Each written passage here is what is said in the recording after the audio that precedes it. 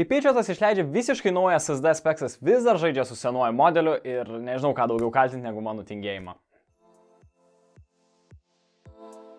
Sveiki visi, su jumis tinginys Specs ir mes jau beveik mėnesį neturėjome nei vieno video iš Patrioto. Paskutinis dalykas, ką su jais dariau, tai buvo kilimėlio apžvalga. Tai jinai visai šauniai išėjo, kas nematėte. Taip pat prieš tai dar turėjom panašiai šiandienos temą, tai yra greitieji SSD diskai, o šiandienos tema bus dar greitesni greitieji diskai. Tai netgi visai kietai skamba, galėtų būti lietuviškas trumpinys.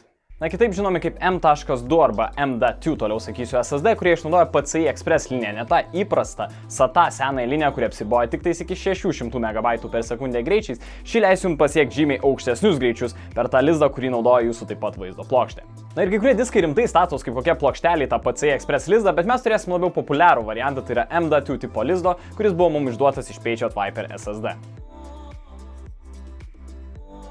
Bet iš karto aš jūs perspėsiu, kad Lietuvoje yra mada sėdėti su to pačiu kompu apie 10 metų. Tai visiems niešti vis noris kažką atsinaujinti ir aš manau būtent šie diskai irgi kai kuriuos sudomins, bet pasidomėkit, pasižiūrėkit, ar jūsų motininėse iš vis yra M.2 lizdas, ar PCI Express greičiai yra palaikomi ir panašus dalykai, kaip pavyzdžiui mes vėliau kalbėsim apie NVMe technologijos palaikymą ir taip ir toliau.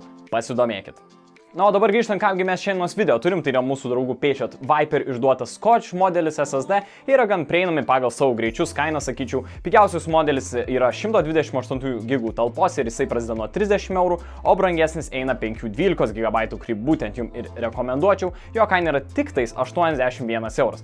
Taip pat norėčiau duoti jums šiokį tokį tėvišką moralą, ką aš dabar jau antram video iš eilės, kad gal jūs nepirkite mažiausio varianto, tai yra su greičiais, kurie yra 2 GB per sekundę ir pasimti diską, kuris yra 102 GB talpos, tai aš nežinau, ką jūs taip greit perkelnės, jis tiesiog neapsimoka su mažom talpom žaistis, pasimkite didesnį, nes kitaip čia bus tiesiog lizdo švaistymas. Na, kalbant apie šių diskų sąsąją, mes turėsim šiek tiek apribotą PCI Express X2 sąsąją, kuri maksimaliai ką mums galės duoti, tai yra tik tais 2 GB per sekundę skaitimo greitis ir įrašymo greitis iki 1 GB. Tai nėra nie greičiausi, nie lėčiausi, sakyčiau, šie diskai. Taip pat yra variantas pasimti M.2 su SATA greičiais, kas aš iš vis nesuprantu, kokia prasmė tada dėti į M.2 lizdą, tai dar vienas būdų, kaip eikvoti tą vietą. Na, jūs esate azartiški ties greičiu ir norite pasimti greičiausiai, būtent tą lizdą išnaudoti praktiškiausiai, tai taip jūs Patriotas taip pat gali išgelbėti. Neseniai išleistas jau per intro minėjau, tai yra greitesnis modelis, tai yra Patriot Viper VPN 100, jį galite pasižiūrėti ir jo greičiau yra PCI Express 4 sąsajoje, tenais jie, negaliu sakyti 4 gubėja, bet 2 gubėja, tai tikrai iki 4 GB per sekundę. Tai jeigu norite, kad Patriotas gal mum atsiųstų pasižaisti šį žaisliuką ir gal net atiduotų ar kažką, dėkit like ant šio video, tada aš gal paspausiu, susitarsim ir pasižiūrėsim jį gyvai. Bet aš jo naudoti tikrai negalėsiu. Na, aš jūs jau perspėjau ties motininės palaikymai su šiais dar greitaisiais diskais, bet taip pat yra tiesiog paprastas niuansas žmogiškas ties talpa, ypač su kitais komponentais. Jeigu nematėte mano streamų, kur aš gyvai dėjau savo naujus komponentus, tarp jų šį SSD ir vaizdo plokštę, tenais jie vos per plauką susidraugavo. Jeigu pasižiūrėsite, minimalus skirtumas yra tarp vaizdo plokštės ir SSD ir man tikrai galima sakyti net pasisekė. Na, o tarkim, imant tą greitai VPN modelį, kurį tik kalbėjau, 4 GB per sekundę ir panašiai, tai jisai tikriausiai kaista dėl to turi nemenką aušintuvą. Ir mano atveju, aš nemanau, kad aš būčiau įtalpinęs, jeigu dar kartą pažiūrėsit, kiek yra iš tiesų vietos tarp vaizdo plokštės ir mano M.2 lizdo. Aš nemanau, kad aš įtalpinčiau. Nežinau, kaip jūs, gal komentuokit, gal jūs įgrūstumėt. Aišku, aš neskau, kad visi lizdai turi tą pačią lokaciją, čia nėra tas standartinis procesoriaus, RAM ir apačio vaizduškės išdėliojimas. Jūs galite turėti M.2 lizdą bet kur. Ir, pavyzdžiui, būtų šauniausias variantas, kaip, pavyzdžiui, gal yra padarę Asusai, Roxau rimtose motininėse, kad yra šalia RAM, tiesiog juostelė padaryta ir aš ten sunkiai įsivaizduoju, kažkas liestų. Bet kas norėsite įsigyti dabar, tai tikrai turėsite susitaikyti su savo esamų motininių lizdais. Tiesiog kaip yra, taip yra. Na, taip pat, dėl ko jums reiktų pasaugai prieš perkančios SSD, tai yra NVMe technologija. Tikrai ne visos motinės jį palaiko ir ne visas netgi įdėsite, jeigu neturėsite NVMe technologijos ir panašiai savo SSD, nes jungtys skirsis taip pat nuo AHCI technologijos, kuri buvo prieš tai naudota, tai yra protokolas, per kurį suvokiami yra jūsų duomenys.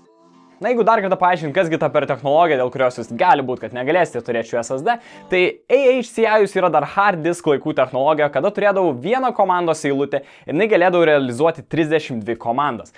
Šiuo atveju, kada yra jau PCI Express greičiai ir visa kita 4 GB per sekundę, jūs galite su NVMe technologija išnaudoti 65 000 eilučių, kuri kiekviena gali turėti 65 000 komandų. Na ir iškart galite suvokti, kaip tada greitai ir kokiais kiekiais gali būti duomenys suvokiami.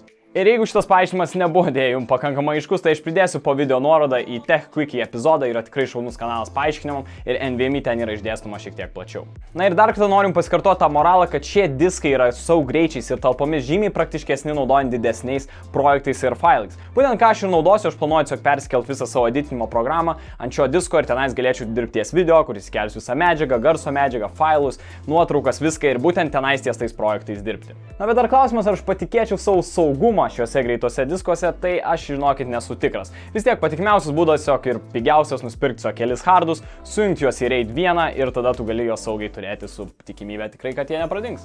Na va, hibridė, tokia ir pamoka su Speksu šiandien apie tuos dar greitesnius greituosius diskus. Tai jeigu kažką sudominu, taip pat paliksiu nuorodas į šiuos būtent minėtus šiandienos Page'o gal modelius ar kokius kitus po video. Ir nežinau, jeigu žiūrite SSD, nebijokite tikrai pasižiūrėti ir M.2 variantus. Jie jau nėra tokie brangus ir neprieinami, kainos tikrai žiauriai kritusios ir žinokit, aš būsiu tas spėjėjas ar kaip pavadinti, kuris sakys, dar jos kris, pamatysit rimtai, jos dar kris, yra labai daug spekulacijų. Taip pat dar palikit komentarą, jeigu jūs galėtumėte įsigyti M.2 diską prie savo esamos jau talpos. Kokios talpos jūs rinktumės? Galite net paminėti, kiek dabar turite ir gal labiau suderinti logiškai. Šiek tiek toks pamastymui, kaip kokia loginė užduotis suderinti savo sistemą, gal ir nesama, o gal kažkas rimtai jau pirksit, planuokite irgi pasidalinkit.